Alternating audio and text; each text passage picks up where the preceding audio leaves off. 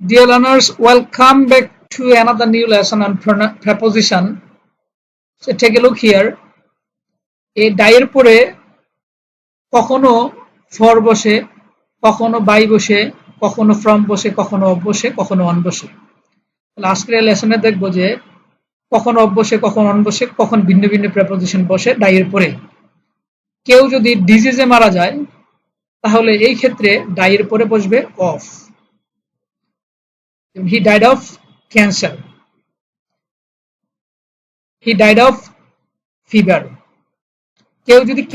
কেউ যদি অ্যাক্সিডেন্টে মারা যায় তাহলে ডাইয়ের পরে বসবে by. He died by accident. কেউ যদি বেশি খেয়ে মারা যায় অথবা না খেয়ে মারা যায় তাহলে সেই ক্ষেত্রে ডাইয়ের পরে বসবে from. He died from overeating. কেউ যদি দেশের জন্য মারা যায় তাহলে এ ডাইয়ের পরে ফর বসবে। He died for the independence of Bangladesh. কেউ যদি ফাঁসিতে মারা যায়, ফাঁসির কাস্টে মারা যায় তাহলে ডাইয়ের পরে অন বসে। He died on gallows. এখানে অনেকগুলো খুব প্রেপোজিশন আমাদের ডেইলি লাইফে ইউজ হয়। এই ধরনের প্রেপোজিশনের কিছু সেন্টেন্স এখানে দেখিয়েছি বিভিন্ন সেন্টেন্সে। I feel anxious about the interview. এই anxious এর পরে about বসে I'm really bad at singing. আসলে আমি ভালো না গানে, ভালো জানি না। তাহলে এই bad এর পরে at বসে I dreamed about you last night.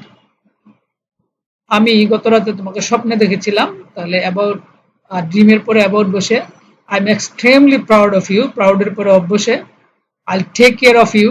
এই take care এর পরে of বসে I'll have to think of your excuse. তোমার এক্সকিউজটা আমাকে ভাবতে হবে। তাহলে এখানে অনেকগুলো প্রেপোজিশন এখানে দেখিয়েছি। যেমন ইমেলের পরে যে তুমি আমাকে এই ইমেইলে আমাকে মেল করিও, ইমেলের পরে অ্যাড বসে। তাহলে এখানে অনেকগুলো ব্যবহার দেখিয়েছি। এই স্লাইডে অনেকগুলো ব্যবহার দেখিয়েছি। I feel anxious about the interview. যেমন এখানে আমি 16 তারিখ আমাদের পরীক্ষা, the exam is on the 16th। তাহলে এই ডেটের আগে এই ওয়ান বসে। আমি এর আগের ভিডিওতে এগুলো সম্পর্কে আরো বিস্তারিত আলোচনা করেছি। So well, that's all today.